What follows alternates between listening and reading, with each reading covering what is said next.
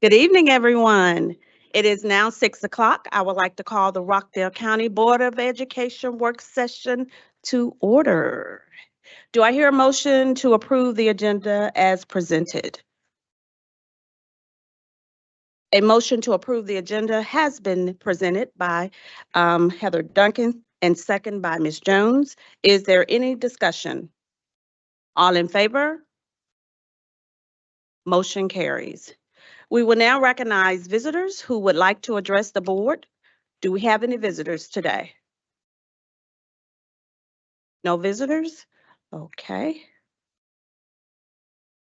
The next item on the agenda is the superintendent's cabinet updates. Dr. Oates? Thank you, Madam Chairwoman Brown, Vice Chairwoman Duncan, to our distinguished board members and executive cabinet members and our principals and those in the public. What I would like to share is this is the time annually that we have our assistant superintendents come to present on our STAR data from fall semester. Of course, they're going to talk at length about how we utilize STAR data to inform instructional decision making and supports. So I look forward to this presentation. They also, as a component of their presentation, will give us a little historical perspective on reading performance, looking at a couple of different data points. So I'll yield to our assistant superintendents at this time.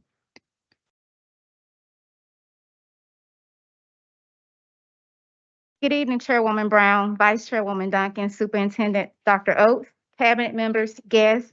This evening, I bring you greetings from the Office of Accountability and School Performance.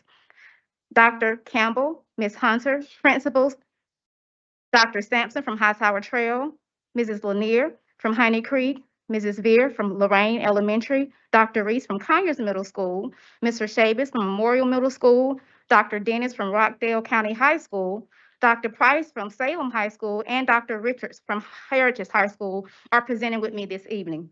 I also want to recognize the other principals who are attending tonight.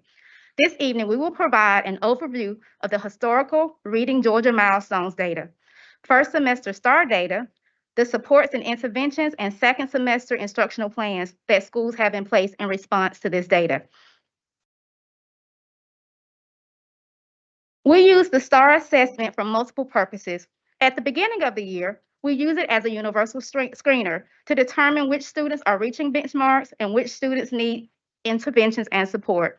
Then throughout the year, we use it as a progress monitoring tool to determine how our students are responding to those interventions.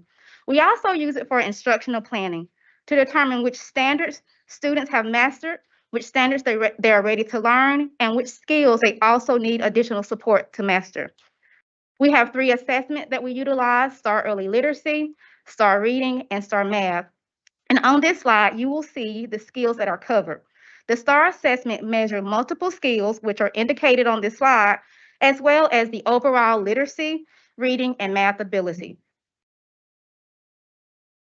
This slide wanted to share a little difference between the STAR and Georgia milestones in regards to the reading performance that is reported.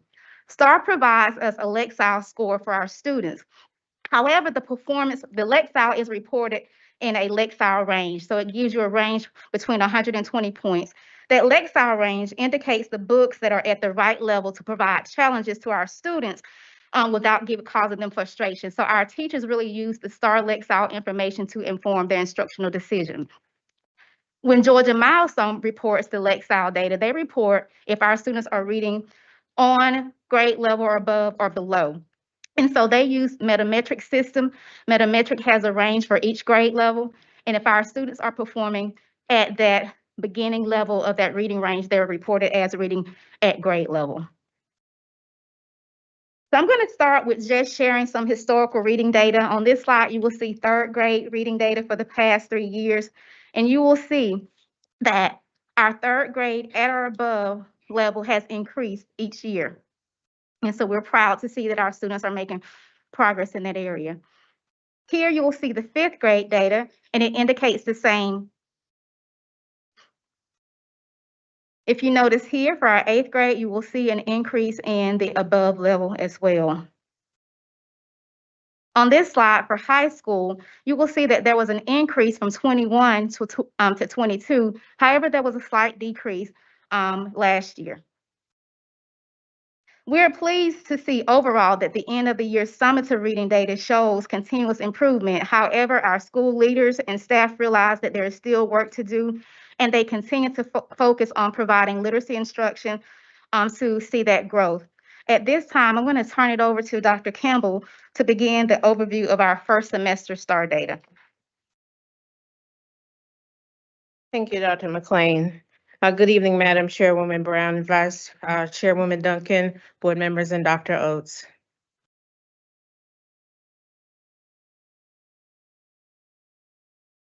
Data from our December administration of the STAR Early Literacy reveals that in kindergarten, all of our elementary schools showed an increase in the percentage of students who are performing at or above grade level in reading.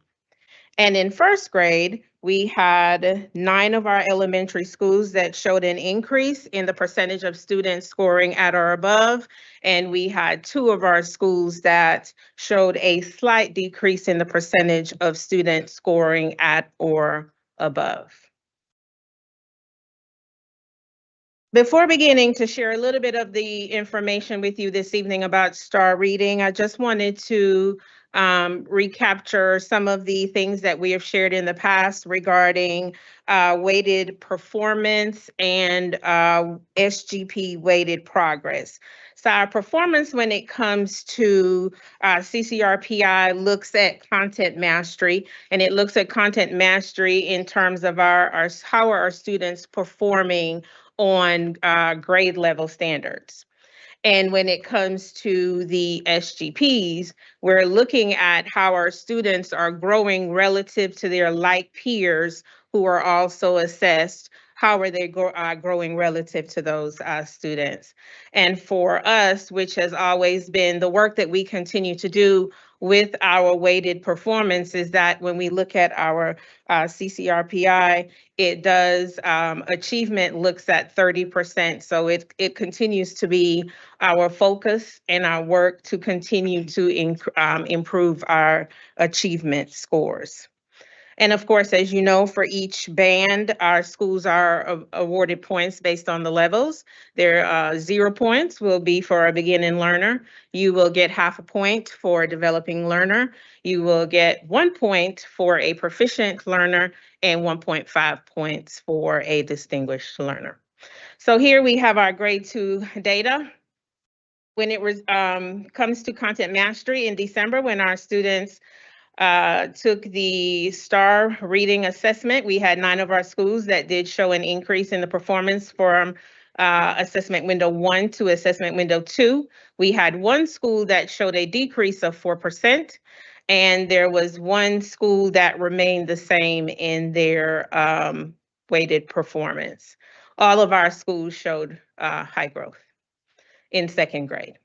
For grades 3 through 5 combined, we had 10 schools that showed an increase in performance from assessment window 1 to assessment window 2. As you can see there, we had 1 school to show a decrease. And again, one thing that we are working toward is working toward growing our students from where they started with us in the beginning of the year to where they end. And we did show a 100% high growth in our schools for grades 3 through 5 combined. So if our students were to take, or if they did take the milestones in December, we would have had 100% of our students of our schools to meet their CCRPI target for their particular school. All right, so math for us, as we have shared in previous presentations, we understand and know that math this year was going to be a challenge. It was going to be a learning curve for our teachers with new standards, with new resources. And so we did expect to see that learning curve as our teachers are working to support our students through the transition of math skills. So for grade 2, we had 9 of our schools that showed an increase in their performance. And we had, I'm sorry, hold on one second. We had 10 schools, my apologies. I guess I need to put on my readers because that would be helpful. We had 10 schools that showed an increase in performance from assessment 1 to assessment 2, and we had 1 school to show a 3% decrease. With our weighted performance, we did have high growth, but we did have 1 school that was on the typical end, but on the high typical end of our growth. For second grade, we had weighted performance. This definitely, when we look at our data, is our grade level of opportunity for growth. At second grade, we had 4 schools that showed an increase. We had 6 schools to show a decrease. And as you can see, we had decreases that range from 2% to 16%. And we had 1 school to remain the same. We had high growth. For grades 3 through 5, weighted performance, we had 6 schools that showed an increase in grades 3 through 5. We had 3 of our schools to decline in their performance, and we had 2 schools that remained the same. But again, we continue to show growth. What that tells us is that we continue to have more students performing at levels 2 than we would like to see performing at levels 2. And so we're working to continue to provide supports for our teachers and our students to make sure that we continue to move the needle and move more students from the band of level 2 to levels 3 and from the bands of level 3 to level 4. If our students took the milestones in December of 2023, we had 8 schools that were meeting their targets, and we had 3 schools not yet meeting targets, but all within 1 to 2 points of their targets. So all of that, what does it matter? It informs, as Dr. McLean says, we use our STAR data to inform our instruction. And what is most important is, as soon as we took those assessments in December, our schools analyzed that data. They analyzed it with their teachers, and a plan for supports was put in place so that when we came back to school on day 1, schools were ready to begin their interventions and supports. So at this time, I'm going to turn it over to our wonderful principals who are here to support us. Dr. Sampson from Hightower Trail will start us off. Yes.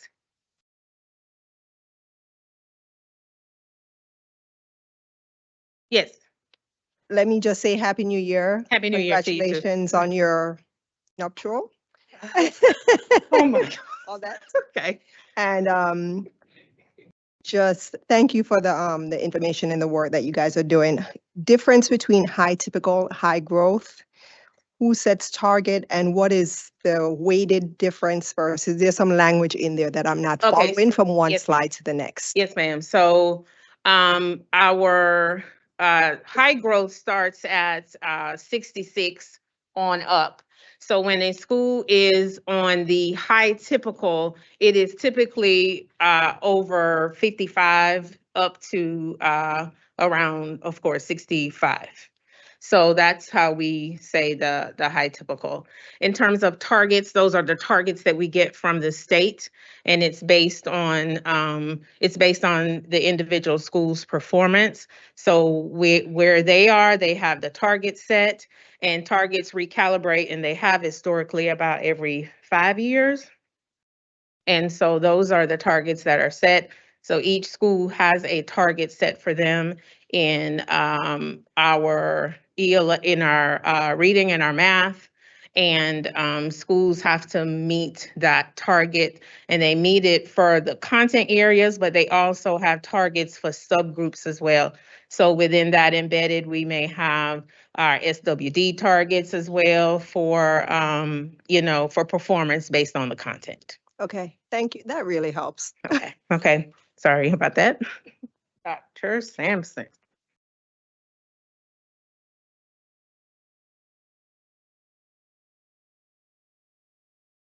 Well, I know I need my glasses, so I'm gonna put them on first. Good evening to Chair Brown, Vice Chair Duncan, our esteemed board and cabinet. This evening, I am going to talk a little bit about the interventions that we are putting in place. As you've just heard about our data. So with that, in response to that, we have interventions that we are putting into place. They are consistent across the schools. And so we recognize the need to go above and beyond that Tier 1 instruction and to align our interventions with MTSS as a wraparound service for those students. And so the first thing I'm going to talk to you a little bit about the caseload determination. I'm going to talk to you about human resources. I'm going to talk to you a little bit about materials and intervention resources, and then the student assessment piece. And so, as you've heard before, we use the STAR as a universal screener, and then on as a way that we are progress monitoring our students in reading and math. We use STAR Reading, STAR Math, STAR EL. You've already heard that.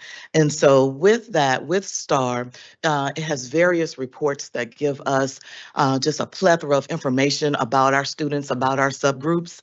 And so, we also supplement STAR across our elementary schools with assessments such as Next Steps in Guided Reading, which is a book by Jan Richardson, which provides interventions for us, Fontes and Pinnell, which helps with our reading and our writing, as well as Pioneer Valley, which is an online reading and our common formative assessments. And so when we talk about our human resources of who actually is providing those resources or those interventions for us, we know that our teachers are at the core of the intervention blocks. However, we also utilize our EIP teachers, our ESOL teachers, our learning supports, which are our SWD teachers, and our paras. In a lot of schools, we have our instructional coaches that are supporting the intervention block, our RTI coordinators, as well as our special area teachers, such as our math, our music teachers, our art teachers, our PE teachers. And so we recognize the need with our interventions of this being an all hands on deck kind of scenario. And so we have everyone in our schoolhouse working to help, to support, to intervene with our students. So some of our resources that we typically use, of course, we use those resources that are aligned to the RCPS documents. We use those approved resources. And in addition, with McGraw-Hill, some of our schools use the ALEC, which is 3rd through 5th, and Redbud for K through 2. Those are interventions. The Georgia Department of Education has the Georgia Numeracy project, and of course, that's used, and LLI kits, which are literacy kits, leveled literacy intervention kits. And so at different schools, depending upon those populations and the needs of those students, we have those various interventions. And so in our progress monitoring, we are progress monitoring often. You progress monitor often so that you can adjust your instruction accordingly. And so progress monitoring, we use our EIP teachers as well, monitoring their caseload, as well as these classroom teachers. And so this block is a very important piece at the elementary school, middle and high, but certainly at the elementary level, so that we can make sure that we are addressing the needs of our students appropriately. That is all that I have to present. I will have Ms. Lanier come up to talk a little bit about our ELA.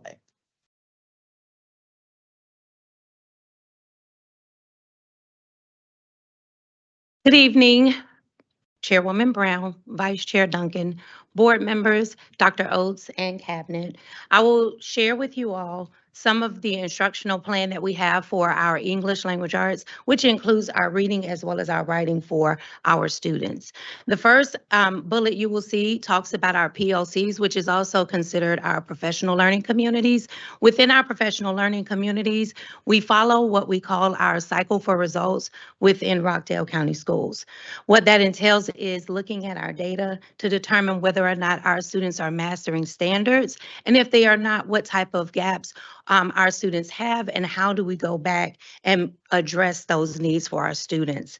Also, that's an opportunity for our teachers to plan for instruction. They're able to collaborate for instruction. Sometimes they're able to model for their colleagues so that they can have some clarity and we're all on the same page, aligning what should be happening within our classrooms, as well as aligning our student achievement based on their work samples. So there are lots of things that take place in all of our PLCs, and all of our schools across the district have allocated time for our teachers to have that intentional planning during the school day.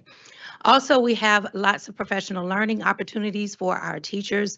This year, as you all may be fully aware, we are launching our Science of Reading, which goes back to making sure that we have some instructional practices in place that are solid for our students to capture or catch those students' gaps early on. A lot of the emphasis has been focused on phonics for us, but we are making sure that our students are getting those reading foundational skills and making sure that our teachers all the way up through 5th grade, including our specials teachers, are fully aware of how to intervene with our students when they are having some of those reading struggles. Also, we do have teachers engaged in guided reading training, which uses provides an opportunity for teachers to meet with small groups of students, possibly no more than 6 students, and close some of those reading gaps. They're able to listen to students read to them, and they're able to hear if students are omitting words, if students are adding in words. They're able to actually intervene immediately and give that feedback on time and specific for what the students are struggling. Our teachers are also engaged in the dyslexia training this year and for the last few years, so that we can make sure that we're able to capture additional students who have needs earlier on. So these are just a few of the ways that our schools, our teachers are engaged in professional learning to make sure that we are able to support our students and close those gaps. You'll also see that we have collaborative grade level lesson planning. One of the things that we emphasize is that we want our teachers to be on the same accord. We want our students to be able to make gains together. We want our students, those high achievers, we want to continue to move them up. We want to continue to move our students that are on grade level up to that next level. We want all of our students reading on grade level or above. And so our teachers plan together so that they have a clear understanding of how to take the standards deeper and broader so that our students are successful. We use an effective lesson implementation plan where in reading we have an opening, work session, and closing. It provides an opportunity for students to have a gradual release. So teachers are able to model how reading strategies are used or how the standards are used, and then the students are able to take time to practice it at their particular level and their grade level. During our core instructional block, we have all of our teachers having students have access to grade level material. And we understand that some of our students may not be on grade level, but that's where teacher scaffolding or support comes in. So teachers are able to break it down for students a little bit, a little more to their level, possibly through questioning or maybe through tiered assignments. And then finally, we have some additional supports in place for our students. We have our after-school tutorial programs, some of the enrichment programs, as well as Saturday school, and even one school has a morning academy. I thank you all for your time.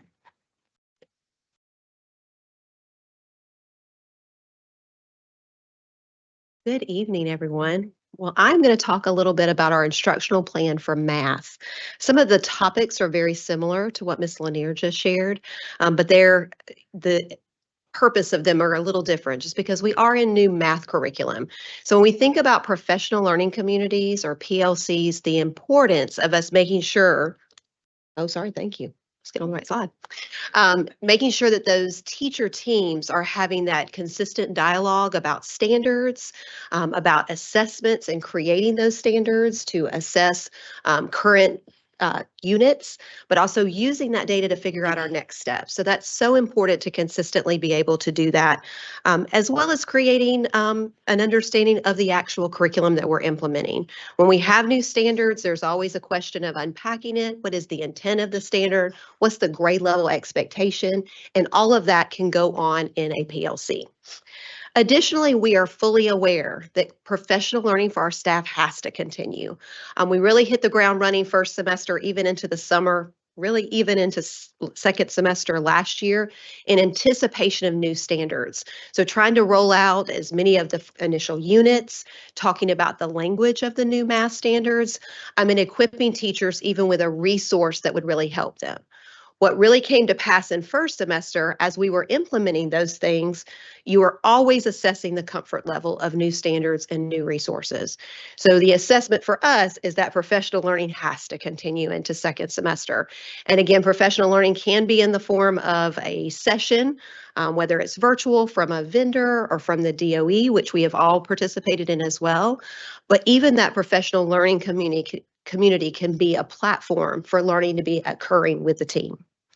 I also wanted to make sure I was highlighting the resources. We've got 2 great resources for math, but I know what I'm noticing with my teachers is the comfort level is continually ongoing. So as a new unit comes to pass, it's the same kind of conversation, but in a new framework of expectation. So an outlier of that professional learning or that next step, in addition, you look at collaborative lesson planning. That's really an important piece to keep the consistency across the grade level. So we typically have a teacher or a teacher lead that is going to kind of heading up some of that math lesson planning, but the team comes together to discuss that implementation so that we have consistency across all teachers. And then, of course, effective lesson implementation. In this new curriculum with the DOE, as well as the Math Reveal resource, which is the textbook, if you will, that our district has adopted, there is some different language of that lesson implementation, but there are very similar themes. So teachers need to feel comfortable with not just a mini lesson or that opening of the lesson to share with students what they need to know, but give them the time to explore the concept. So we want to make sure that they're implementing the intent of the standard and feeling comfortable with that. And just as Ms. Lanier highlighted with additional supports, just like our teachers in second semester are going to need some continued support, our students are going to need that as well, to have extra time. Extra time could be targeted within the intervention block, as Dr. Sampson mentioned, or it might be something in an extended day. So an after-school tutorial is very common in all of our schools, and we have quite a bit of consistency even in the enrichment piece. And as she mentioned, there are some schools that do some very unique things as well. So we know we have some work ahead of us in math, but I'm excited to starting to see teachers feel like that comfort level is shifting. So we'll continue to build on that. And I have no idea who is following me. Ms. Hunter. I have a question before we move to middle school. In looking at the 3rd, 5th, and also the 8th grade data, when you look at the progress year over, there are gains that are less than 10%. So my question is, which all gains should be celebrated, right? Because it is growth. But my question is, what are we doing differently this year with literacy that we have not done in the past? I think that dyslexia is new to Rockdale. Is that correct? Is there anything else? I think you did the science of reading last year. You didn't do science of reading is also new. Is there anything else that is new?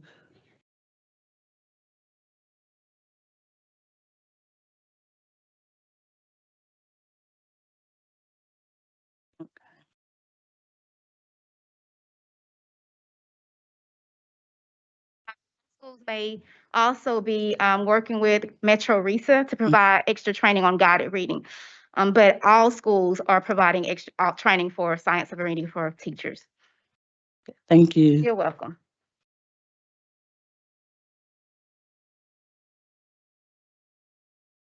Good evening, Madam Chairwoman Brown, Vice Chair Duncan, Dr. Oates, and board members. This evening, I'll actually be presenting for middle school and high school, so I'll be our secondary person. I am going to begin first with our reading data for middle school. All right. In sixth grade, 100% of our schools increased in their weighted achievement, as well as 100% of our schools increased in the amount of students who were levels 2 through 4 for proficiency, and all 4 schools demonstrated high growth. In seventh grade, which I would say is an area of focus, but not concern, because we originally went into this school year thinking eighth grade would be our area of concern, but they are high flying, so we're great with that. But 50% of our schools increased their weighted achievement, and 50% of our schools decreased. But all schools showed an improvement in levels 2 through 4 for proficiency, and all schools showed a high growth as far as weighted progress. In eighth grade, all schools increased in their weighted achievement, all schools increased levels 2 through 4, and all schools demonstrated high growth. As it relates to math, in sixth grade, 100% of schools increased their weighted achievement. In sixth grade, 100% of our schools increased the amount of students who are proficient, which are levels 2 through 4, and 100% of schools demonstrated high growth.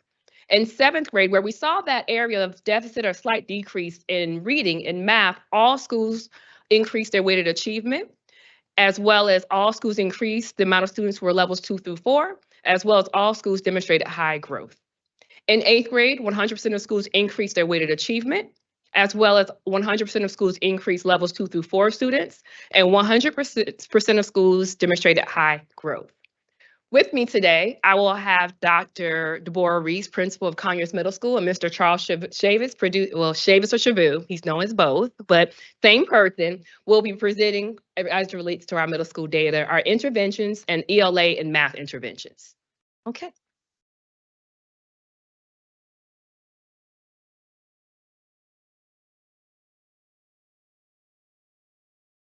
I'm going to put on my 50-year-old eyes. Good evening, Madam Brown, Vice Chair Duncan, and Dr. Oates, all esteemed board members, and our cabinet. I am tasked with, thank you, for sharing what we do at the middle school level as it relates to our intervention block. Most of us refer to that time frame as extended learning time, ELT, and we focus on ELA and math, which includes opportunities for our students for remediation, enrichment, reinforcement, and even acceleration for those students who are ready to move forward. We provide personalized support plans based on STAR. We live and breathe STAR. We also provide formative assessments. In addition to the direct instruction that our teachers provide, two of the platforms that we rely heavily upon during that time is iExcel and Freckle.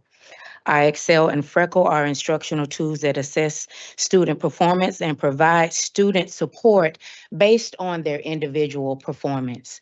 Now, Freckle is a very powerful tool for us because it provides foundational skills in math. It also has a component in it that we refer to as focus skills. And focus skills is driven by how a student performs in STAR. And so each student can work on their focus skills based on their individualized performance. It also has a component that we refer to as adaptive skills. And that particular component is driven by our math teachers, and they can assign those learning modules to our students based on what they're learning in core content instruction. All schools, we create lesson plans that reflect additional instructional support in the lower standards that we've performed in as far as our CUAs. Many of us refer to those lower standards as hotspot standards. And we have plans where we have to focus on not only our core content instruction, but we have to identify ways that we go back and revisit those hotspot standards that we need to remediate on. Areas identified during teachers' collaborative planning with their academic coaches and all of us. When I say all of us, all administrators at the middle school level, coaches and all administrators have to engage in the PLC learning process. We also have monthly monitoring meetings with Assistant Superintendent Hunter. Mine was in fact today.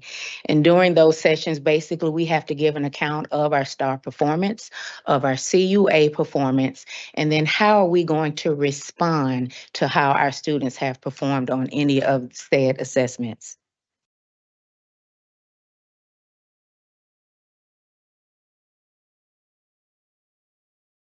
My apologies. I started thinking about my progress monitoring meeting that's coming up. But also we have our small group instructions that are birthed out of those meetings and opportunities to collaborate as well. Of course, analysis of Think Circle and the resources that are provided by you all, the board, that we leverage and make sure that we're maximizing, ensuring that we're providing the high quality instruction at the tier 1 level and at the intervention level. Math and literacy coaches are at all schools and they collaboratively meet not only with us in the school building, but with the district leaders as well. So they bring back a wealth of information to us, and we make sure that we're also leveraging the things that are available to us because as the students' needs are ever changing, so are the resources. So we want to keep up to speed with those. And that's what's birthed out of the meetings and the PLs that we're continually having this past Friday. And our math coaches coming back, giving those interventions, those opportunities to make sure that our students are succeeding.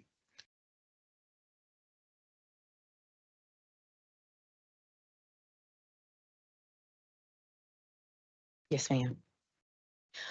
What are we doing specifically as it relates to ELA supports? Where our literacy coaches, they model most effective research-based strategies. They are also tasked with making sure that they provide coaching cycles for any of our teachers that have identified areas of concern. They also focus on our first-year teachers as well. We consistently collaborate with the CNI department to make sure that we are making the most effective use of our digital resources.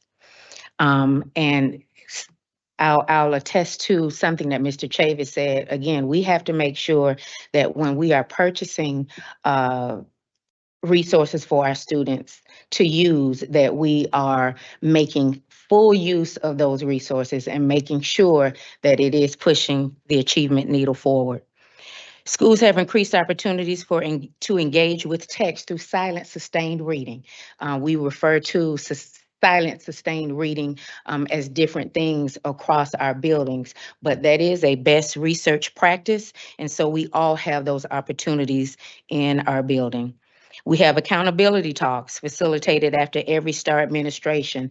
Basically, we have goal setting opportunities with our students.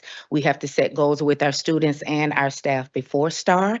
And then once we have taken STAR, we have to have those debriefing sessions, not only with staff, but with our students as well. We give them the opportunity to be able to reflect upon the fact whether or not if they met their goals, and then if they have, how are we going to push forward? If they have not, what are we going to do differently?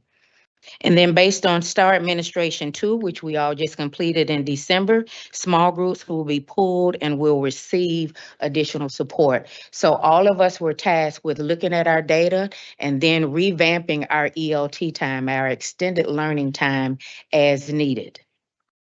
Reading Connections classes are also offered, and those classes are offered during our Connections time. So many of our students have been identified as needing that additional support during Connections time, and that is based on their STAR performance and or even the reading inventory that they have to take as part of our L4GA reading initiative. We also use ELT time for remediation and extension. And I'd like to speak about that because one of the things that we've been tasked with more so the past 2 years is making sure that we're not forgetting about our gifted students, our students who don't need the remediation or the reinforcement. We have to push them forward because they're ready to move forward. And so we have a more targeted focus on that subgroup as well. All of us offer tutorial supports, whether it's in the form of after school, Saturday school, virtual tutoring, and then all of our students, of course, have access to tutor.com. Student performance is then analyzed to inform our interventions and all of our acceleration opportunities. So we are constantly revamping our instructional programs based on student needs, based on their performance that they have revealed to us through STAR as well as our CUA assessments. Dr. Reese, Yes. for the middle school, maybe you could answer this. How much time is allocated towards the IE block? Is that middle school? Yes, ma'am. Yes. Mm-hmm. 8 minutes, 45, 48 Yes, ma'am. minutes. That's fine. Mm-hmm. And so it is common, and we actually have the same schedule for 6th, 7th, and 8th graders to allow for collaborative planning horizontally amongst middle school. Okay. And all students participate in interventions or enrichment at that time? Yes, ma'am.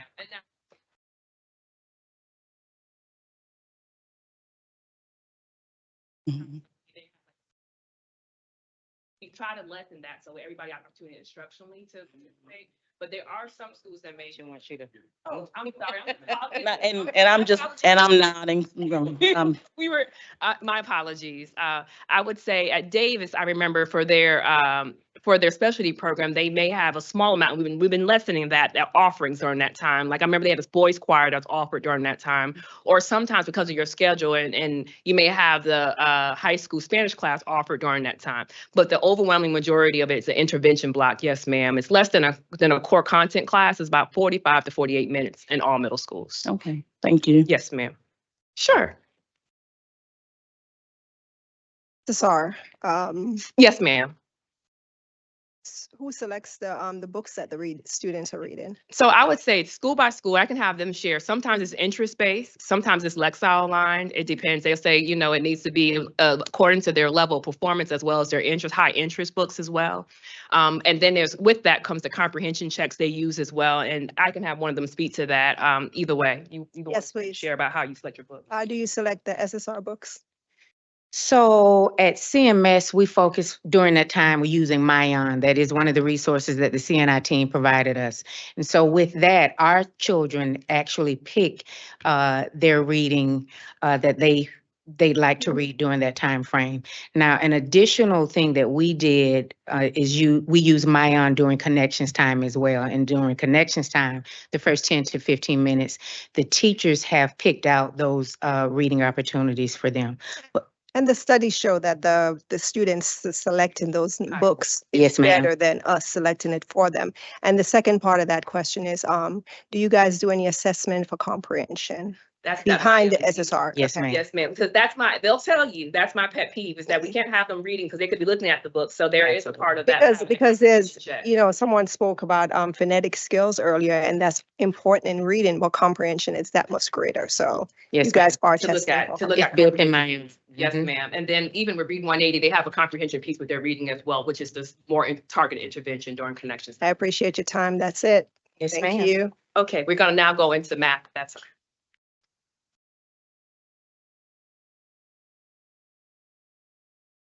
So in our math interventions, we'll be focusing on increasing the use of manipulatives in learning math, as has already been stated by our elementary colleagues, that there's a new standards that we're been introduced this year. Of course, that comes with new curriculum. And so in collaboration, huge shout out Nancy Kelly and her team in working here at the district, and then them pushing into the buildings as well to ensure that we're maximizing the manipulatives that we've been given through the curriculum that we're using Savis to ensure that our students are getting the full learning experience. Incorporating the horizontal PLC teams and collaborative meetings across the grade levels, across the schools. Same planning as Ms. Hunter's already mentioned, we have the same schedules. That's a strategic decision so that we can collaborate inside the building and outside the building as well to maximize their strength in numbers. Implementing spiral reviews in those progress monitoring meetings. There's not just a bit of accountability, absolutely, as we're presenting here, there's some accountability there, but there's also strategic planning and strategic thinking. Our assistant superintendents don't leave us hanging. They give us thoughts. They are thought partners with us. So we walk out of those PM meetings with ideas to ensure that what we're doing makes sense, and it also maximizes resources for our students. So implementing spiral reviews during normal instruction hours to ensure that we're maximizing our instructional time, providing extension for our students who are approaching the next level. They're ready to learn. We don't want to be stuck in remediation purgatory and students are only getting remediated and they're not getting that extension. Scheduling students for math connection classes and ensuring that during the first period block and the math connection block that we've strategically placed students there, hence the STAR reading and STAR math data being leveraged on an ongoing and continual basis. The use of extended learning time to personalized remediation. So again, during the semester change, many class rosters change because students' performance showed that they were ready to move on to the next level. And of course, offering Saturday schools, after-school tutorials, access to tutor.com, reminding parents of the opportunities that they have to come in during math parent nights to get some insight to the curriculum that we're learning, because it's not just new for the students, it's new for everyone. So maximizing these opportunities through the support that you all have given us and the resources as well. Before we move on to high school, are there any questions for middle? I know I'm up here, so you might think I'm still middle, but I'm going to be presenting on behalf of my colleague for high school. Yes, ma'am. I don't know why it's so hard pressing this button over here. I pressed 3 times. What do some of these manipulatives look like for middle school students? I can't imagine manipulatives for students in the middle school grades. I can go Like, back what are old some of school. those things that you're using to do that hands-on training for math at middle schools? So I'm probably going to be old school with the counters that are red and yellow for integers, and then and also the geography units where they have the shapes. But I can also have, his background is math as well, so he can share on that piece as well if you want to. And as simplistic as it may seem, that's essentially what there are. There's actually a grant that was awarded, and that was what they were leveraged for, was to purchase more of those counters. There are some opportunities for some plinker boards when we're talking about graphing for the 8th grade students and beyond. So it's really, as we may think about it as being simplistic manipulatives, they really are effective when leveraged the right way. And that's what we used and ensure that teachers were comfortable implementing them in an effective way. And it leveraged the learning for students. As you were presented as a math person, so we've seen math change so much over the last decade into a lot of comprehension. So how is manipulatives helping students with the comprehension of math? Because math has become reading and language arts in essence. Absolutely. So as I challenge my math teachers by simply saying this, I don't want you to teach students math. I want you to teach them to think. And so through that thought process, having something tangible to hold on to while we're teaching them to think that they can connect that learning to is so vital. And so simply, that's the challenge that I give to my math teachers. Don't teach them math, teach them how to think. And then when they learn how to think, then you throw in these math concepts and they can grasp onto them. Hence, having that tangible object to help connect that learning. Okay, well, thank you for your presentation. I like the fact that you spoke about implementation, accountability, and all the different factors that speak to a lot of equity across our district for the students that we're trying to engage. Thanks. Yes, ma'am. Quick question. So as you're walking your building and you are observing your math instructions, do you notice a high level of mathematical discourse? In spots, in a transparent, truthful response, that's why the support is ongoing and so vital, because out of the gate, everyone wasn't at that point. I'm comfortable and confident in saying now much more than it was when we started the school year. Okay.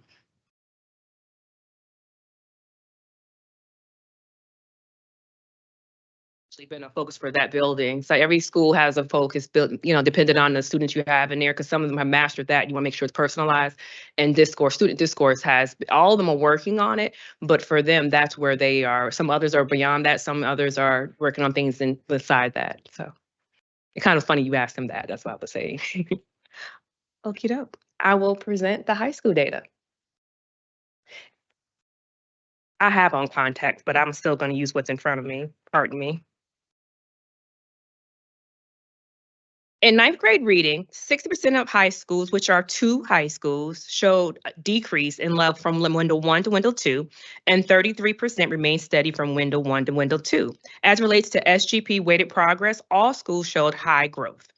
In 10th grade reading, 66% of schools, which is 2, increased in performance from window 1 to 2, and 1 school decreased from window 1 to 2. All schools showed high growth.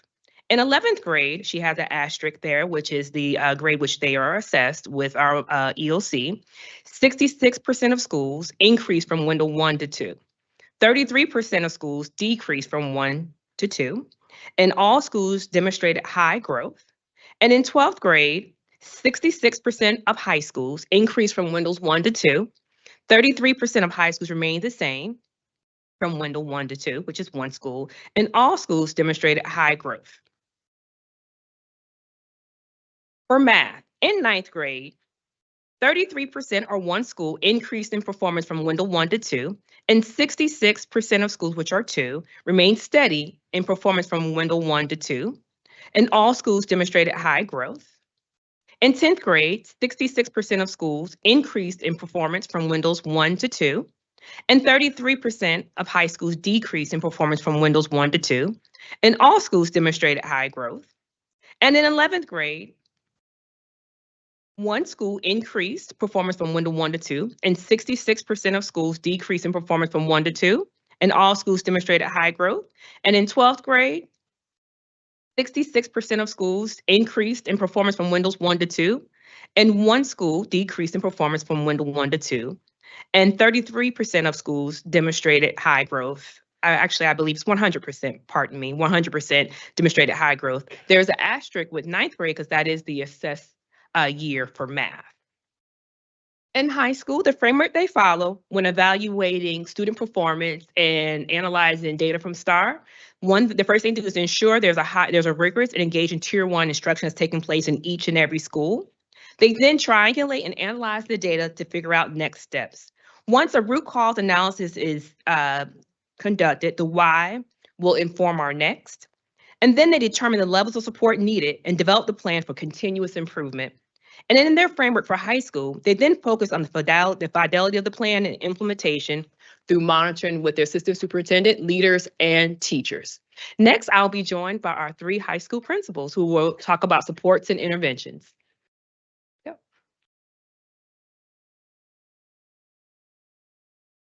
Oh, yeah, you're good. Good evening, Board Chair, Ms. Brown, Vice Chair, Ms. Duncan, the board, and the cabinet.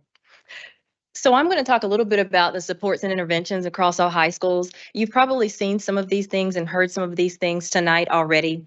The first is to ensure rigorous and engaging Tier 1 instruction. We know that we start out each school year with our school improvement plan, figuring out what we're going to do what's in the best interest of all of our students, and really drilling down and making a really concrete and tight plan for them. So as that changes, we also need to support our teachers. So you'll see that we also differentiate our support for our teachers at the start of the school year as well. And we have targeted PL for them in the form of lesson planning and instructional strategies, really putting in those supports monthly for them in order to have them support our students more fully. We also have our instructional coaches among all high schools to support and model for our teachers for that targeted PL. We all have a common instructional framework. So as you come out to our buildings, if you walk our buildings, you're going to see warm-ups, you're going to see engaging content, you're going to see standards posted, you're going to see all of those things, ensuring that our success criteria is there, that our learning targets are there. And something new that we're doing this year that some of the high schools, but across all high schools are doing now is goal setting. I heard that from the middle school, but definitely at the high school level this year, we are having our students to set their goals, and they're not just arbitrarily setting their goals. We are running individual reports for our students from the STAR and helping them to make concrete goals that they can obtain. Next, we triangulate and analyze our data. Of course, we use all levels. We're using the STAR a lot. We're using our Lexile levels, and I mean a lot.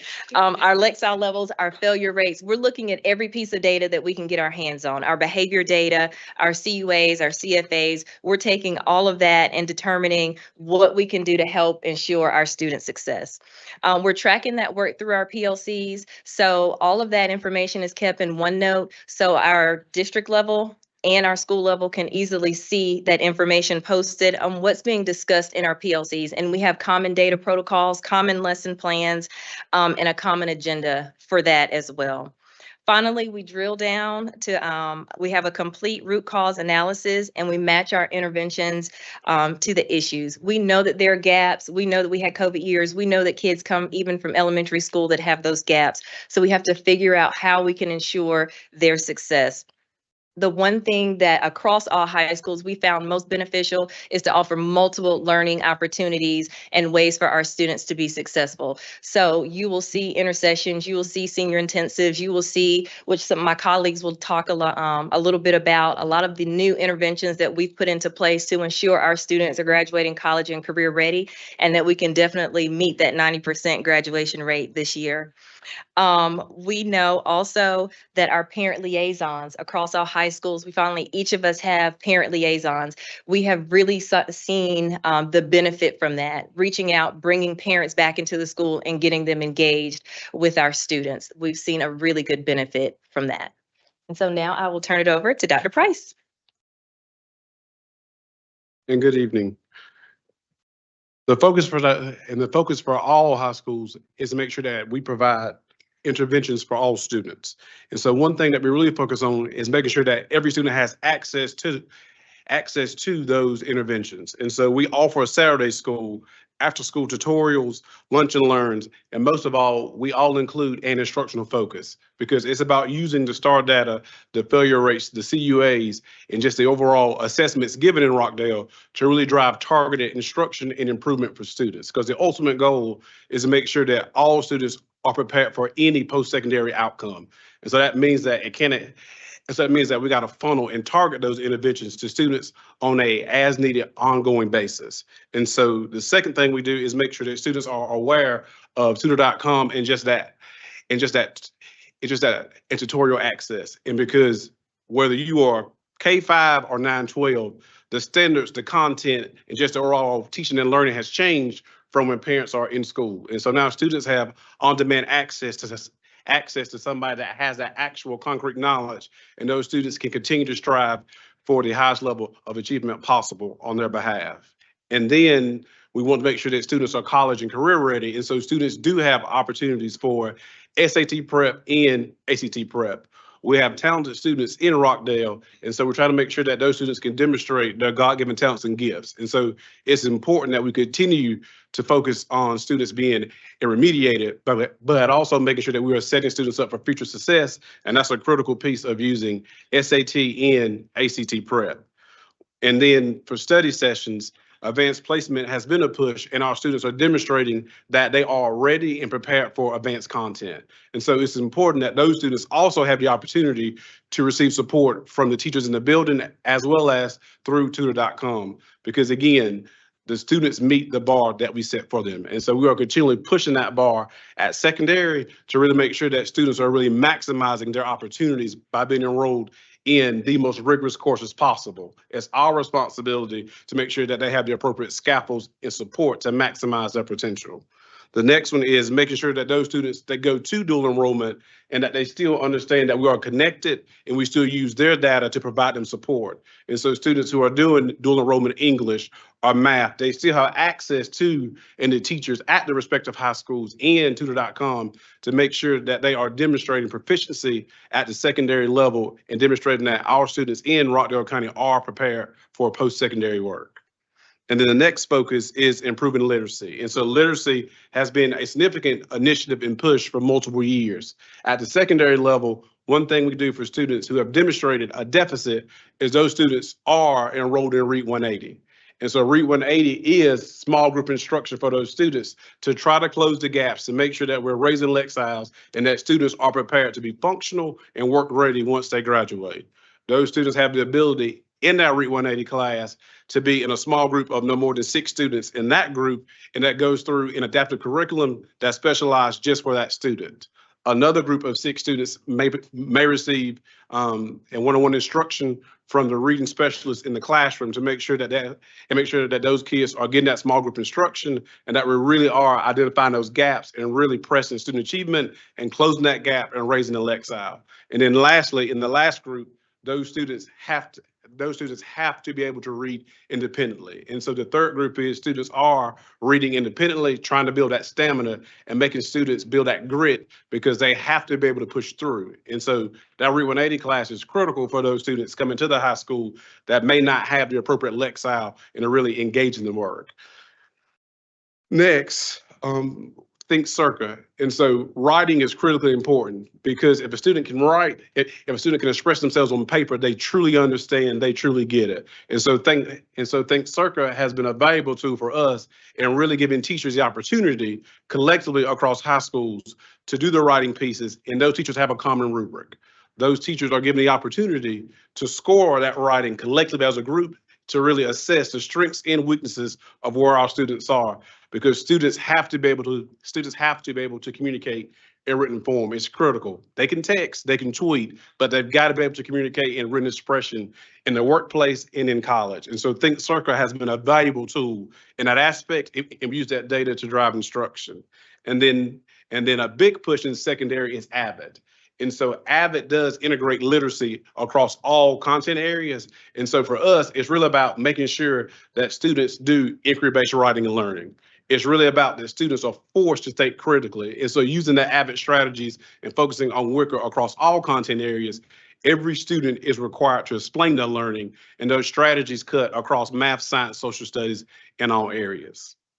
The instructional coaches also lead that work in using the Think Circa data, and using the STAR data, and using the assessment data. Those coaches and provide targeted interventions in professional learning to all teachers, and to make sure that Tier 1 instruction and that all students who sit in those language arts classes, in those social studies classes, are being taught using high yield strategies. Because the goal is we've got to touch all students and not just pockets of students. And so by utilizing those instructional coaches, we are moving the needle in terms of the professional learning offered to teachers in a timely basis based on the student data that is represented. And then across high schools, we are implementing silent and sustained reading, because it's important that students get to choose what they read, as well as a school that we are purchasing and securing high quality material that aligns with student interests. Because they do read, but it's the quality of materials that they read. Because if we give students quality materials by the nature of reading it, it will raise their lexile, it will raise their vocabulary, and that's the push, that we really want kids to have exposure to a wide berth of vocabulary. In terms of math, the standards are changing. And so we have benefited from curriculum and instruction and providing quality professional learning and exposure to what the shift in demands of the standards are. And so that professional learning translates to the instructional coaches providing high quality professional learning to teachers to stretch their thinking in terms of, we've got to make sure that students apply the learning. We got to make sure that students understand the underlying skill, but we got to press students to extend and apply on a daily basis. And so using STAR data, using teacher observations, using CUA and CFA data, those coaches along with teachers are really doing the heavy lifting of making sure that students understand the transition, and that they are prepared to demonstrate mastery and proficiency. And then pre and post test in math, we use pre-assessments across high schools in math to first understand the deficits that students may have. And then we provide targeted instruction, going back to what Dr. Richards said. In PLCs, we look at that data, and then we develop instruction to close the gaps in just the areas of concerns that we have for students. And then we do utilize IXL, similar to the middle school, to really hone in and target those skills to build proficiency.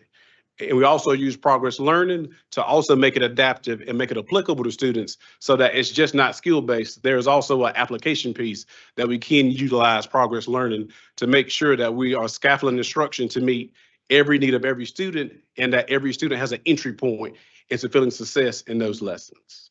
And so that is all for me. Dr. Dennis.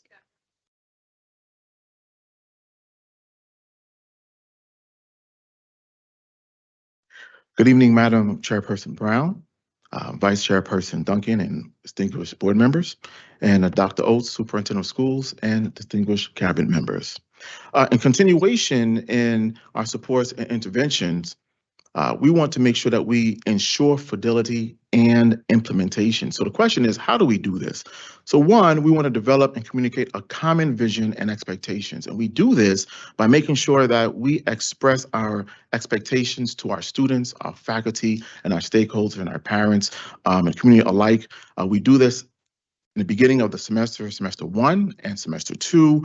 We make sure that we communicate this to our newsletters, our curriculum night, a Title I night, our advanced placement night to explain and express our concerns of where we want our students to be and where what we want them to achieve.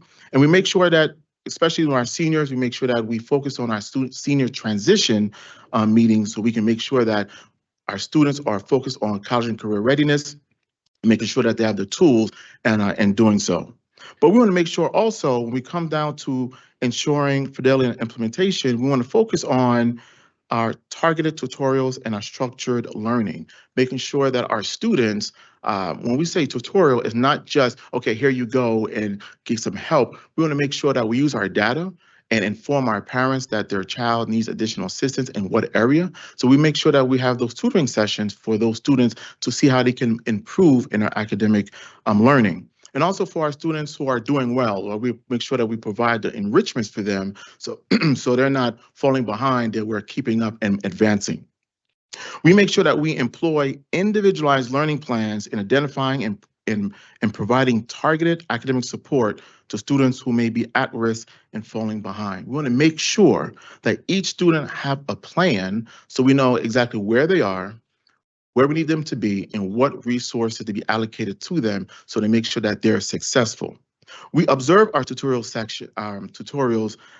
in our actions and are providing meaningful feedback.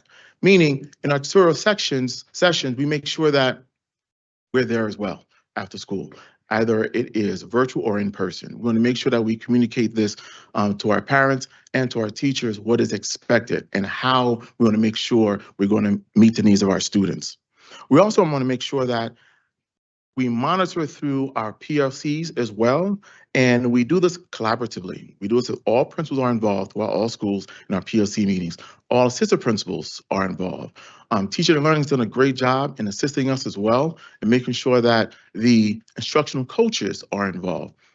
Our student support department helps us as well because students who have IEPs as well to make sure that their accommodations are being thoroughly followed through with and making sure that their needs are being met. We do this with making sure that our data protocols are implemented with fidelity. We make sure that we drill down, we analyze our data, we apply our strategies, that we decide how we're going to assist our students, and we make sure that teachers are well aware of how to meet those challenges with our students and what lesson plans and how we're going to procedurally make sure that we meet their needs.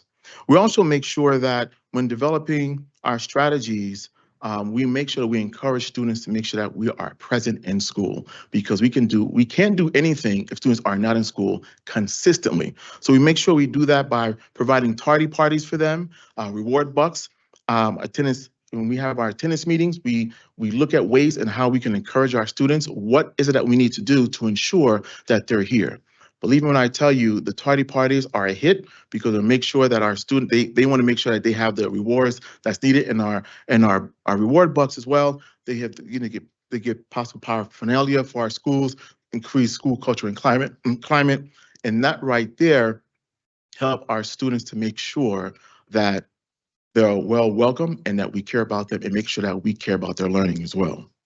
And most importantly, as been described by my colleagues here, we can't do anything without our parents. So we want to make sure that we engage our parents in everything that we do. We do not have like an open door policy, but we encourage parents to come in and sit down with us and we conference with them and making sure that we discuss the issue at hand, especially our academic deficiencies, if there is, or even making sure that our students are advanced and get placed into our advanced classes to make sure how we can help them move forward. So in doing so, we make sure we communicate this through newsletters, Remind app, our school messenger, and we make sure that we do this in multiple languages. So not only one group, but all groups are communicated with fidelity. And we make sure that we have our parent conferences on a regular basis to make sure that they understand what's at hand. If there are any questions as well, they can go ahead and ask us and we'll be glad to help them. And also lastly, our parent nights and making sure that we address the needs of our parents. Because at the end of the day, you know, it's a village to raise a child. We have to make sure that we're all together on the same page. And what I'd like to add too is that we have one thing that I see that's worked is our parent academies, where our parents are looking forward to the one that we're going to have in the spring, where we can meet the needs that they have, so we can see how we can further along that relationship and making sure that our students are moving, as Dr. Oates would say, our continuous improvement, and that's what we're looking forward to. I do have a question about the high school data, and only because we just finished with the high school. Thank you all for sharing the information. I want to say that first. So the data is a little bit vague. My question is, can anyone speak to what percentage of students are on or above grade level this is reading data, correct? Yes, In reading and below grade level in reading. So I won't be, I can speak to STAR. STAR Yes. gives us their performance by levels 1, 2, 3, and 4. So it's 4 levels in STAR. It's below Yes, I'm aware. basic. And so it would be the proficiency of levels 3 and 4. And I can't tell you that actually correlates to on or above. So I can ask my peers, but at this point, when we look at STAR, which informs our planning, we only look at the 4 levels, which is below basic, proficient, and distinguished. It does not, it's a different measurement of Lexile. Each instrument uses a different way to measure Lexile, even those word complexity and length, and comprehension. But I'm not, as far as having a transfer to how the state measures it is not exact or succinct, but it's a great indicator to talk about what students need, their deficit areas and areas of opportunity. But I'll give my peers, if they have more of a clear answer for me than me.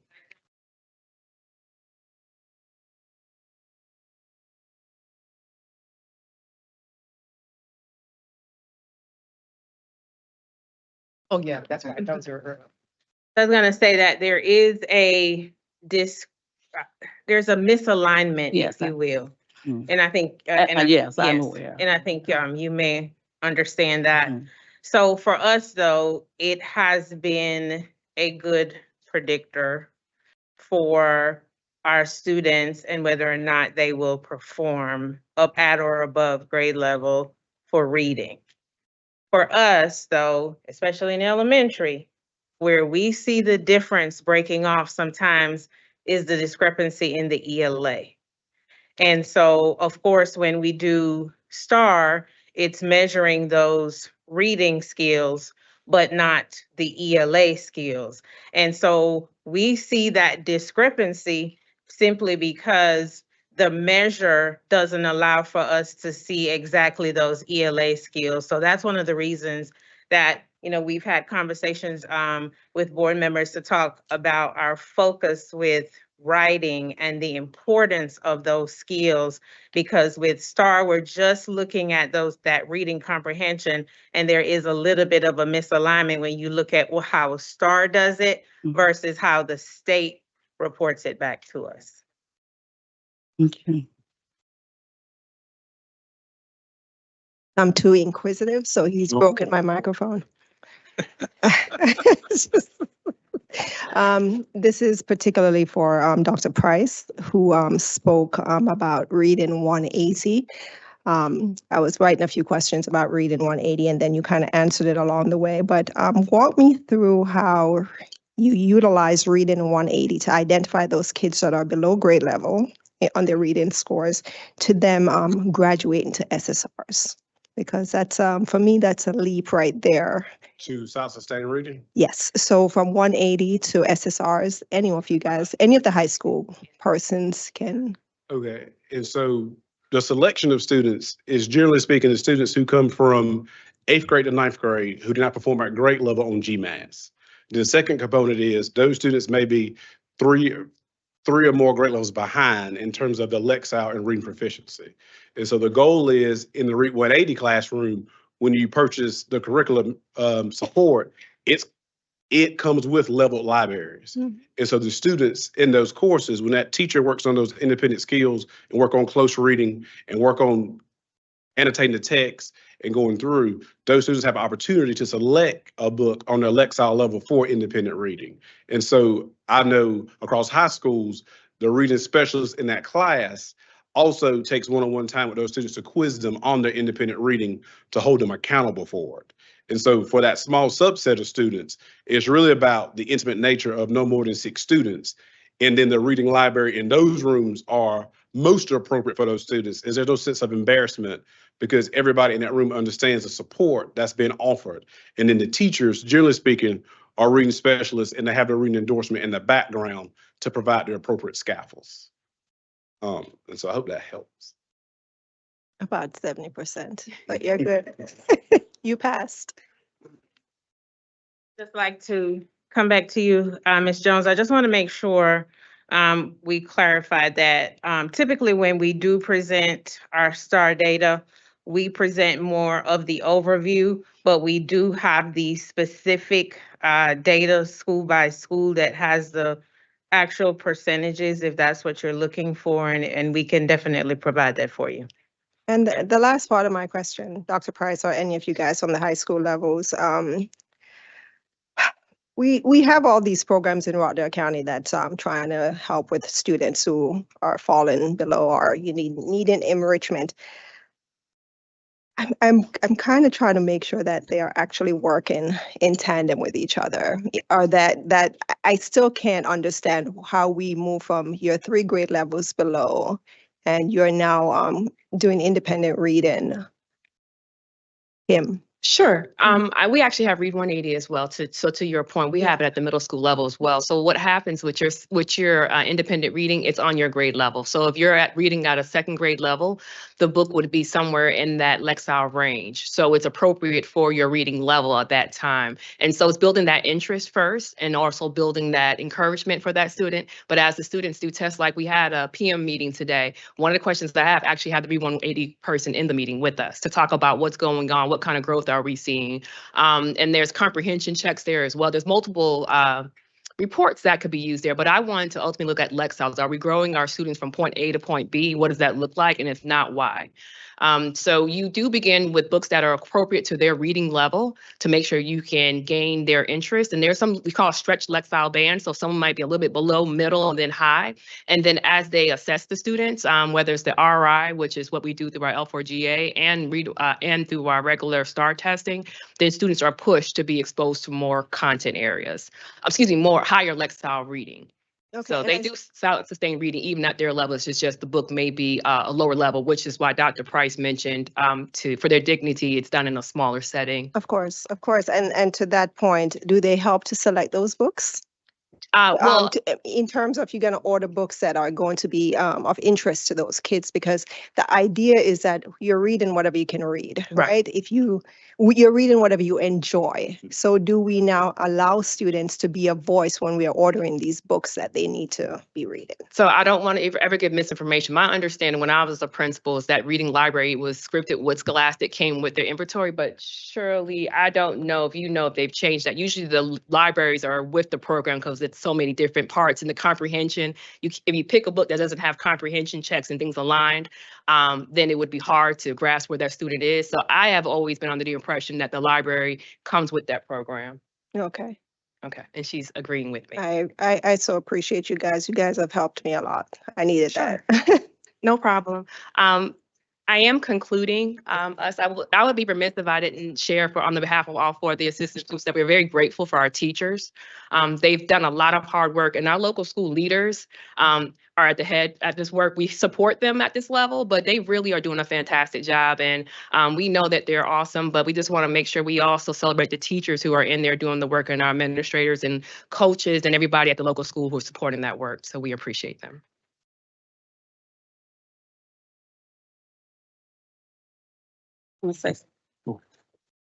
So I want to first thank all of you for coming tonight. You look so great, but and it just brings a smile to me. But I also want to say that I appreciate you and the hard work that you're doing in our schools. I had the opportunity to visit several of you before the holidays. I see you, Mr. Chavot, huh? I like that one though. And Dr. Power, and of course my principal, Dr. Richards, I love you. And Dr. Reese, I had to go to her school a couple of times. And so Beckett, I see you back there. And all of my other principals, I want to thank you. Thank you for your hard work. Thank you for the support that you give our teachers, because I know it's hard. All of you that I visited, you were out and about. I can never catch up with Dr. Richards when I show up. Okay, so you're right. Don't be just showing up because you're not going to get them in their office. You all were out and about interacting with the students and the staff. And so that brings a level of appreciation for me as a parent, but also as a board member. It makes me very proud. And so I want to wish all of you a happy new year. The best is yet to come. I can't wait to the end of the school year to see how well we're doing. Thank you so much. Thank you, Madam Chairwoman, and I'd be remiss if I didn't take the opportunity to thank all of our principals for the amazing work that you do. I know that no one is more keenly aware of the depth and breadth of the challenges that you're encountering in our efforts for continuous improvement than you do. But I think it's critically important for us to occasionally have forums like this where we can talk about our data that is informing our supports, but also do it and hear it directly from the people who are on the front line, who are leading those efforts in the school. Any 3 or 4 or 5 or all of you could have stood up and you could have done what your colleagues were selected in this instance to do. And I'm confident over time we're going to rotate and share that wealth. I know we will. But I just want to thank you personally for all the work that you do. And I know that, again, there's a reason why, and it was very intentional, that continuous improvement was really centered and centers, present tense, our strategic plan. And what you've shared tonight really, really affirms that. So thanks for all you do. I appreciate that. And Madam Chairwoman, if I may, because this principals may be leaving at some point prior to the conclusion. Did I get that right? May be leaving prior to the conclusion of our agenda.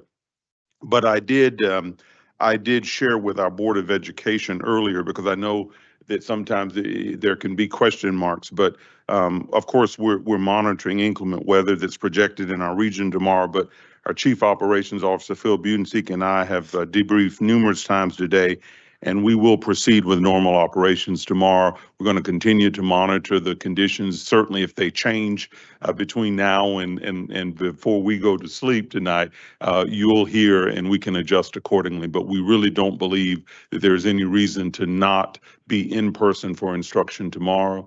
I do know that some of our neighbors and we all talked today, the texts were flying. My colleague in Henry contacted me and said, I think we're going to cancel. And so we talked about that. Colleague in Newton called and said, what are you going to do? I think we may be early releasing. And so different people are doing different things, because you can be relatively close to each other, and yet aspects of your county may be in a different level of risk, a higher level risk. And of course, we are the second smallest county in the state. And Henry County is a very large county, obviously, that sprawls over toward Griffin. I know in Griffin, I talked to my colleague there, they're canceling because they're more in the line of some risk. So I just wanted you to know that, and to know that if we change this posture, we'll leverage all of our communication tools, Cindy, to make sure that we communicate with you. But thank you so much. Now, we are canceling all after-school events tomorrow, with the exception of our after-school more program at the elementary school level. And that's mainly because most of the teams that we were hosting tomorrow are in districts that will not be in session tomorrow. So thank you. I appreciate that. That's all I have, Madam Chairwoman, before we have our financial report.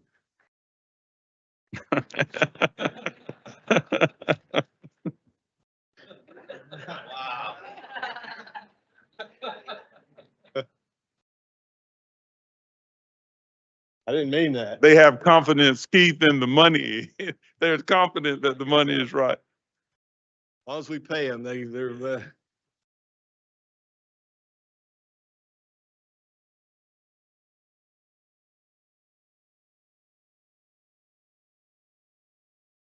All right. Good evening, Madam Chair Brown, Madam Vice Chair Duncan, Dr. Oates, board members. I'll be going over the preliminary report for December. This marks our halfway point through the year, so we can kind of see where we're going to stand from these numbers, or give us a good look where we might head. All right, our revenue for December is 73.9 million. That's our tax money coming in. Our revenue year to date is 135.7 million, which is 67.9% of our budget. Last year, we received 62.4 million. 120.9 million year to date, and which was 66.8% of our budget. Expenditures for December, 17.4 million, 103.6 million year to date, which is 50.5% of our budget. As I mentioned, we are at 50%. I'd like to see that number lower than 50%. If you look at your note 3 and 4 in your financials, we had buses we bought and we had a security grant. If you add that, those weren't budgeted.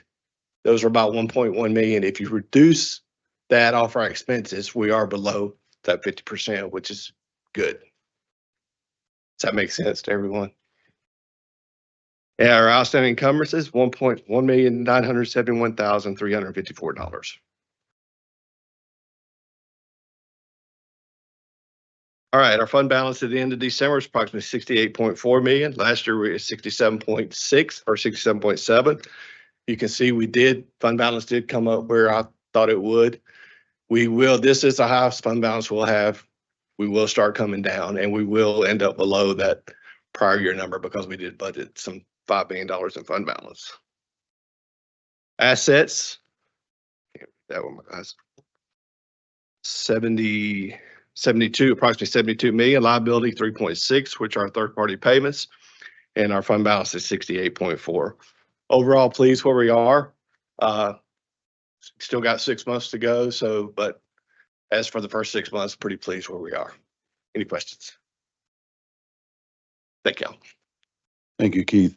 Madam Chairwoman, if I might, I do want to say, just since I'm following our Chief Financial Officer, I certainly have kept the board apprised, as I did previously, about the retention supplement that Governor Kemp provided, and I communicated with our employees as to how that would be allocated. And today, Keith, you can back that up. Today, that retention supplement was directly deposited to all of the applicable employees' account, and so we're very thankful for that. I know that I've gotten a lot of feedback, and I'll be sharing a little more with the board in terms of all of the individuals who were touched by that. But I will say that as we typically have, and as is typically the case, we're always grateful to the state when they provide the actual funding, but it's always the case that they don't cover all employees that are full-time employed in the district. We made the commitment to extend that to all, right? So that was at an expense. What was the amount to us?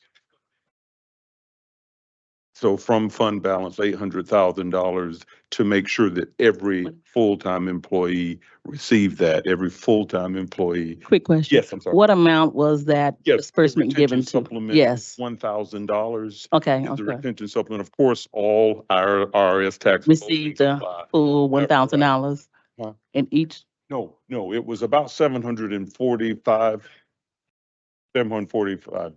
Okay. Right. Yeah, and thank you. Yeah, absolutely. Right. So let me share this briefly. Earlier this week, the Georgia Department of Education released the 2023-24 list of schools identified for additional support as required by federal law, along with the list of 86 schools in the state of Georgia, which made the improvements needed in 1 year to exit identified status. For the benefit of those who are viewing and those here, under the federal Every Student Succeeds Act, better known as ESSA, states are required to identify schools in need of additional support. In Georgia, these designations are referred to as Comprehensive Support and Improvement, or CSI, and Targeted Support and Improvement, or TSI.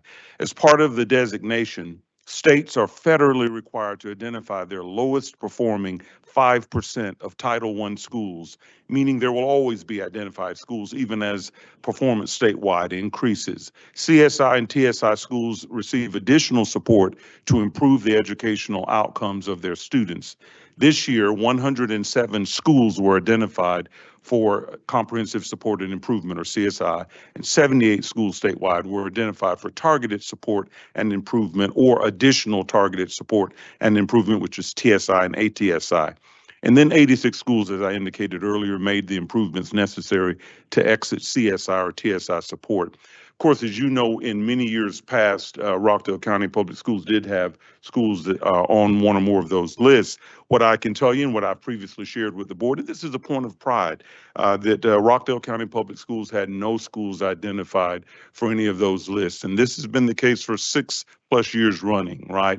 And so that's a point of pride. Listen, there is no shame even about being on that list, because what it means is you're identified as needing additional support that the state then provides. However, it is a point of pride when we can avert that list or being placed on that list, because to me, I frame it as it is another affirmation of the work that we're doing committedly toward continuous improvement.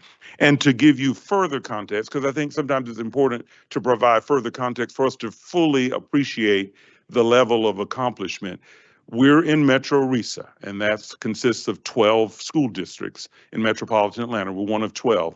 6 of the 12 Metro RESA districts were identified for on one or more of these lists. And we have 2 nearby districts that are not affiliated with Metro RESA, but are otherwise within metropolitan Atlanta. And those school districts had schools identified on the list. Again, this is not about competing, right? But this is about providing a contextual framework to understand and appreciate the depth and breadth of our accomplishment of averting placement on these lists. I know there have been some thinking, and I think it's reasonable. There have been some concerns expressed to say, will there be a school identified on the list? I always remain confident, but also I frame it to say, if we do have schools identified, that's important, because we're going to get additional support beyond what we're providing through our budget and through our resources. We get additional external support from the state. But we're very, very proud of that. And again, I would thank our principals. I would most especially thank our teachers who are truly on the front line, who are going beyond. They're not just 9 to 5, right? They're just not Monday through Friday. That's not the nature of what they're doing to make sure that we get this type of support. So I wanted to share that. It's a point of pride, but we're going to continue to press forward in terms of continuous improvement. And Madam Chairwoman, that's all I have to share. Thank you, Dr. Oates.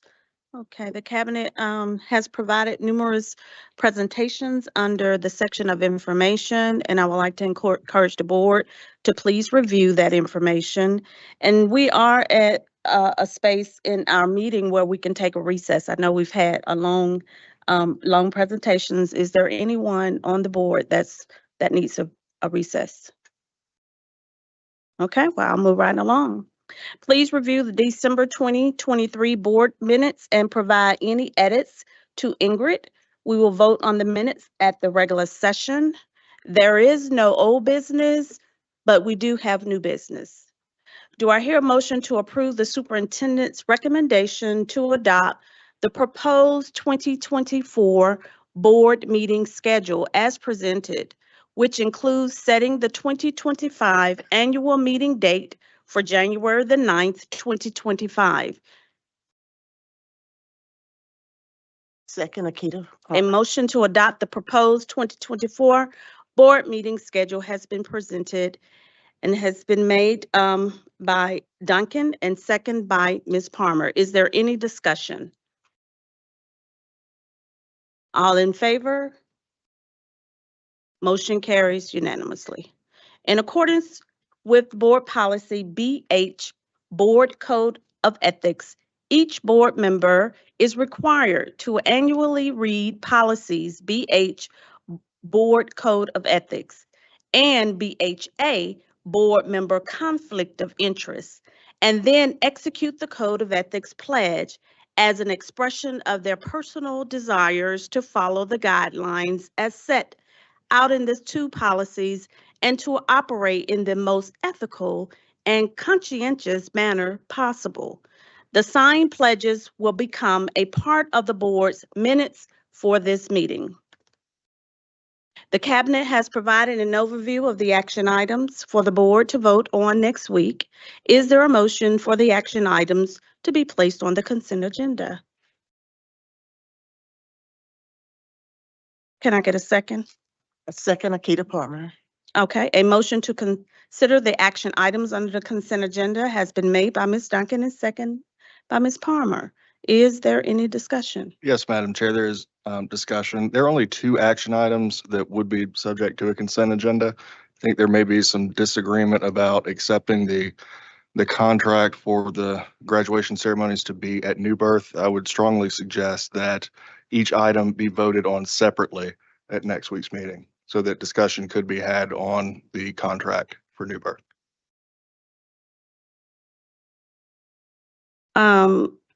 So Let me go ahead and take a poll for that. Do we have any other board members that are in agreement? All in favor of Justin's proposal? For a second, so just to make sure I understand your proposal, it would be to not have a consent. I would move not to Agenda. have a consent agenda. So I think it need to be framed as amending the motion since there was a motion and a second for a consent agenda Okay, is there a need to amend the motion for the consent agenda to not have it be a consent agenda. to not have it to be a consent agenda? Yeah, yes. So I would move to amend the consent agenda to not have a consent agenda. Do I have a second? All in favor? 3 to 4, the motion did not carry. All right, let's move along. Well, you would still need to have a. I'm gonna do that. Okay, a vote for the Okay. consent agenda if that's. Give me a minute now. Thank you, though, for reminding me. Okay, so, the cabinet, I'm just gonna go start over. The cabinet has provided an overview of the action items for the board to vote on next week. And, according to our last motion, can I get a motion to move forward with the consent agenda?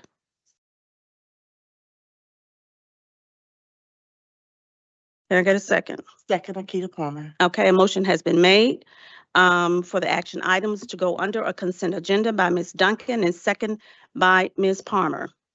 We've already had discussion and any opposed? Yes. All in favor? For the consent agenda? You confused. Okay, okay, and all opposed, I guess that would be the ones that said, okay, so 3. All right, so motion carries 4 to 3 for the consent agenda. There is no board discussion. However, do I hear a motion to go into executive session to discuss a student disciplinary hearing appeal and to also discuss personnel? So move, Justin. Okay, a motion has been made by Mr. Kenny and second by Ms. Duncan. All in favor? Motion carries. It is 7:36. We will go into executive session. Yes.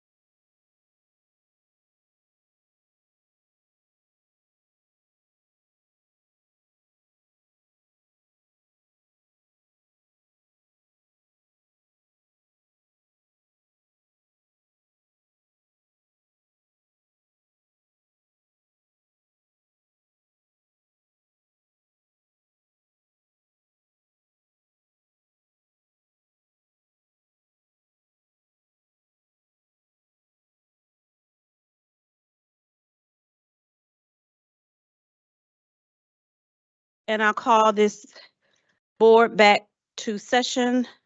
Can I get a motion to get back into regular session? A motion has been made for us to come out of executive session and go back into regular session by Ms. Duncan, second by Ms. Jones. All in favor? Motion carries. After considering all the evidence from the student's disciplinary appeal on December the 6th, 2023, and submitted materials on January the 10th, 2024, do I hear a motion that the board reverse the findings of guilt and punishment imposed by the Student Disciplinary Hearing Committee on December 6, 2023? A motion has been made by Ms. Duncan, second by Ms. North. All in favor? Motion carries. The board has reversed the punishment. Okay. At this time, you have the right to appeal the board's decision to the State Board of Education pursuant to Official Code of Georgia Section 20-2-1160. The appeal shall be in writing and filed with Dr. Terry Oates, Superintendent of Rockdale County Public Schools, within 30 days of the decision of the board. Please see Official Code of Georgia, Section 20-2-1160 for additional information. The board will mail you a copy of the decision. One more thing I need to let you know.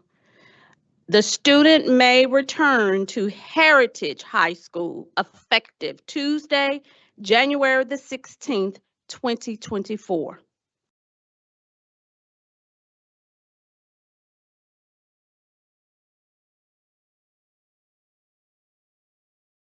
Okay, that's the end of your appeal.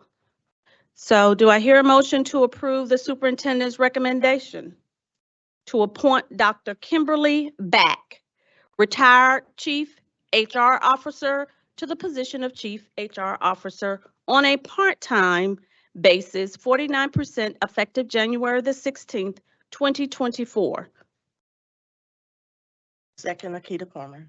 A motion has been made by Ms. Duncan and second by Ms. Palmer. Is there any discussion? All in favor? Motion carries. 3 opposed. 4 approved. Do I hear a motion to go back into executive session to discuss personnel? So moved, Justin. Thank you. Motion has been made by Mr. Kenny and second by Mr. Jones to go into executive session. It is 9:04.